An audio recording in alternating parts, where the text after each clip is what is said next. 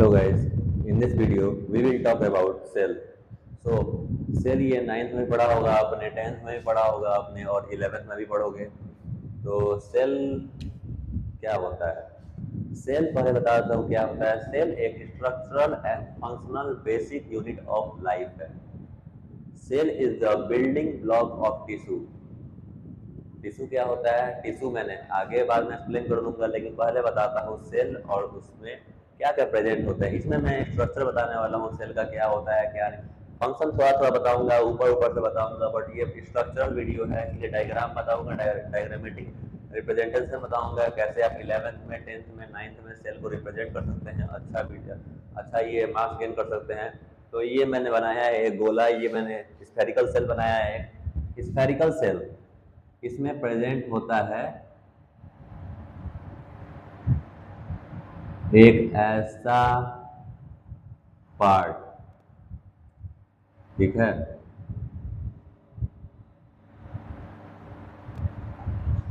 पहले इसे बता देता हूँ क्या है। ये है, हाँ एक बात और, ये अब देख लीजिए मैंने कैसे इसका लेवलिंग कर रहा हूँ। लेवलिंग हमेशा डायग्राम के राइट साइड में कीजिए। लेफ्ट साइड आपका रहेगा डायग्राम और राइट साइड रहेगा इसका लेवलिंग। तो ये है सेल मेम्ब्रेन, सेल मेम्ब्रेन, जिसको आप प्लाज्मा मेम्ब्रेन भी कहते हैं। प्लाज्मा मेम्ब्रेन, ठीक है। ये है, क्या है ये है न्यूक्लियस। ये पार्ट जो है ये है पूरा न्यूक्लियस, जिसमें ये वाला जो पार्ट है ये है, मैं अभी इधर कर रहा हूं लेकिन आप उधर करिएगा, ठीक है, राइट साइड में कीजिएगा। ये है inner nuclear membrane. Inner NM से रिप्रेजेंट कर रहा हूं न्यूक्लियर मेम्ब्रेन को।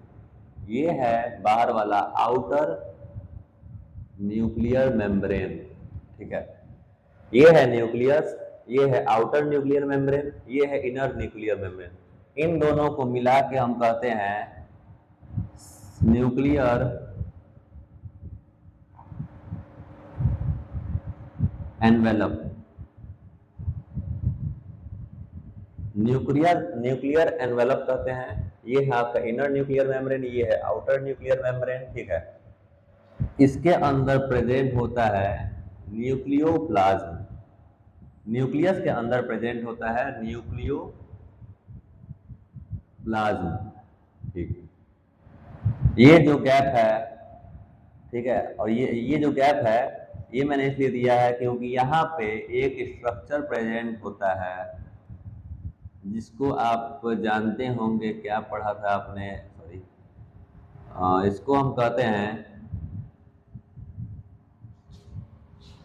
एंडोप्लाज्मिक रेटिकुलम, ठीक है।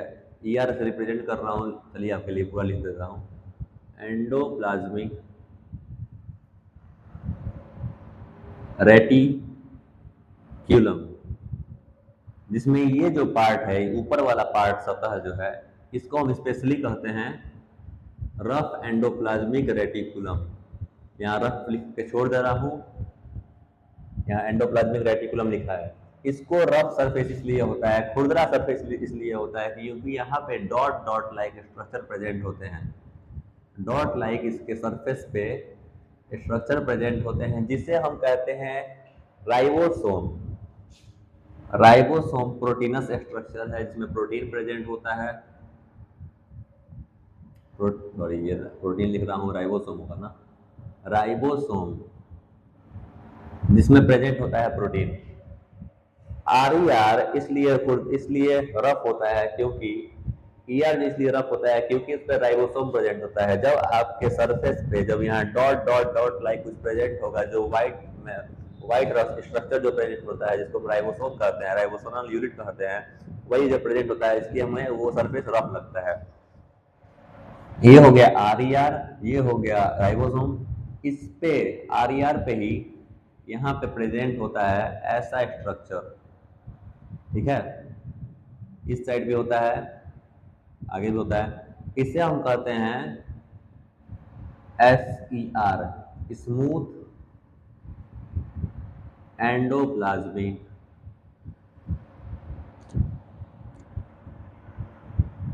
रेटिकुलम,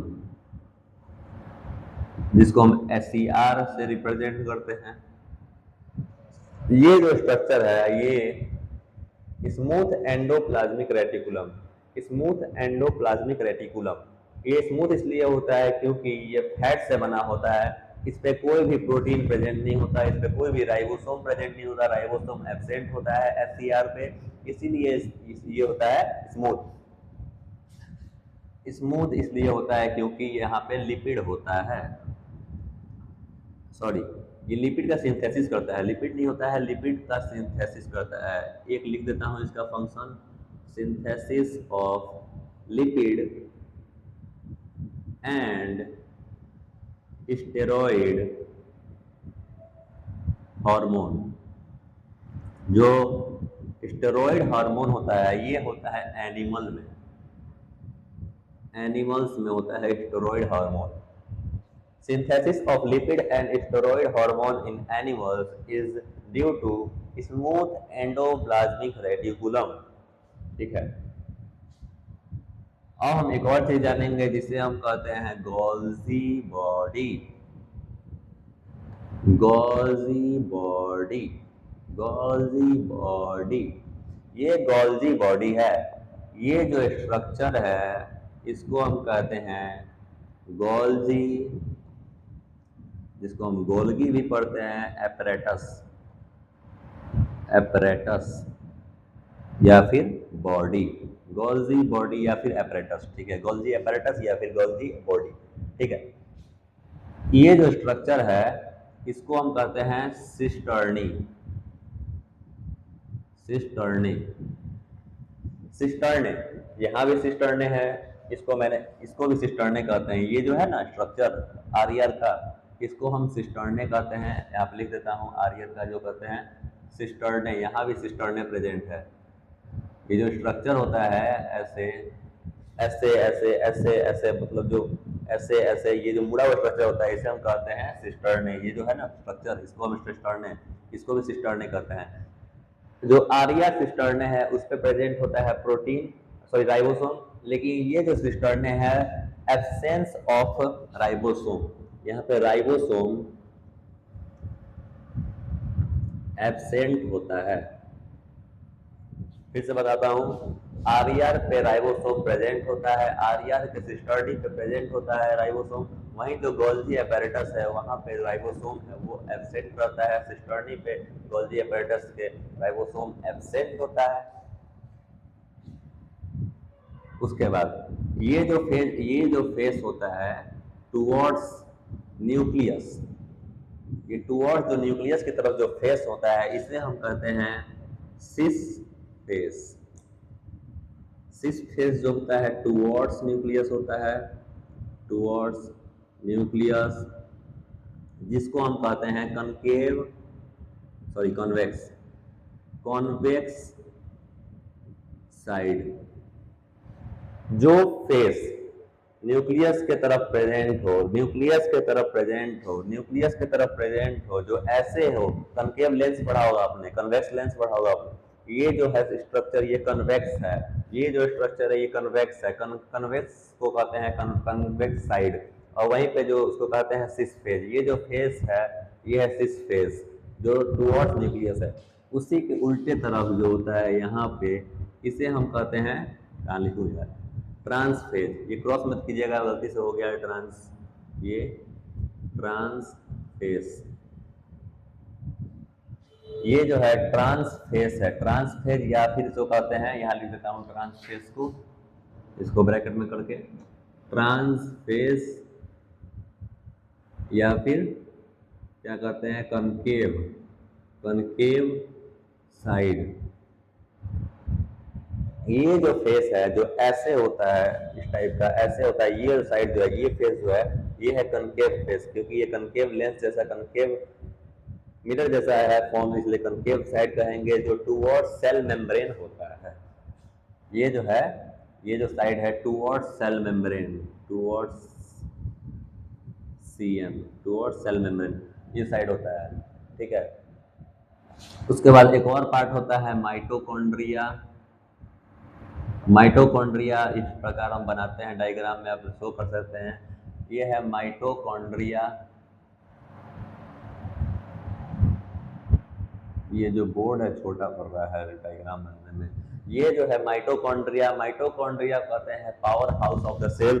माइटोकॉन्ड्रिया कहते हैं power house of the cell, जो एटीपी बनाता है, जिसमें 38 एटीपी आपने पढ़ा होगा, 2 एटीपी नहीं बनाता, 38 एटीपी बनाता है mitochondria, power house of the cell, energy pack of the cell. ये गोल्जी बॉडी जो है, समझ गए, वहीं पे एक पार्ट होता है यहाँ प्रेजेंट होता है, ये कहीं वापस होता है प्रेजेंट, जिसको कहते हैं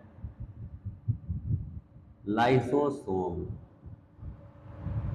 लाइसोसोम, लाइसोसोम, लाइसोसोम जो होता है वो सुसाइडल बैग का नाम जानते हैं। लाइसोसोम जो होता है वो सुसाइडल बैग, सुसाइडल बैग मतलब जहाँ भी बैक्टीरिया या फिर इन्फेक्शन का जहाँ भी प्रभाव होगा या फिर सेल इन्फेक्ट हो जाता है, वो अपने आप को ब्लास्ट कर देता है, अपने आप को खत्म बॉस्ट कर देता है, जिसके वजह से ये जो सेल है वो बॉस्ट हो जाएगा और जो इन्फेक्शन है वहीं का वहीं मर जाएगा। इन्फेक्शन आगे नहीं फैलेगा, दूसरे सेल में ट्रांसफर नहीं होगा, इसलिए टिश्यू और इन्फेक्ट नहीं होंगे, ऑर्गन इन्फेक्ट नहीं होंगे, ह्यूमन बॉडी जो है या फिर कोई भी बॉडी है वो बचा रहेगा।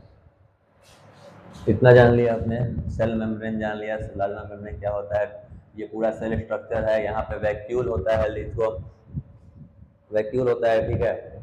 वैक्यूल जो होता है वो प्लांट सेल में प्रेजेंट होता है। प्लांट सेल का 90%, 80 to 90% जो वैक्यूल कवर कर लेता है, न्यूक्लियस छोटा सा हो जाता है उसमें। वहीं पे जो ये जो है क्या कहते हैं न्यूक्लियस, यहाँ पे एनिमल सेल में वो बीच में रहता है, ये एनिमल सेल का डायग्राम है। प्लांट सेल पढ़ा दूंगा आगे। प्लांट सेल में दो ही चीज होते हैं, वैक्यूल ज्यादा होता है एंड सेल वॉल होता है। इसी को हम इसी वजह से प्लांट सेल और एनिमल सेल में हम डिफाइन कर देते हैं। वहीं जो वैक्यूल है उसको हम डिप्टियोसोम कहते हैं एनिमल सेल में, और उसको हम प्लांट सेल में कहते हैं वैक्यूल। ठीक है, इतना हो गया। आई होप आपको सब समझ में आ गया होगा क्या होता है सेल का structure, structural unit of cell मैंने बता दिया। Cell is the structure and functional unit of life. कितना ज़्यादा है, बहुत है, काफ़ी ये डायग्राम अच्छा है, अच्छा खासा बन जाएगा।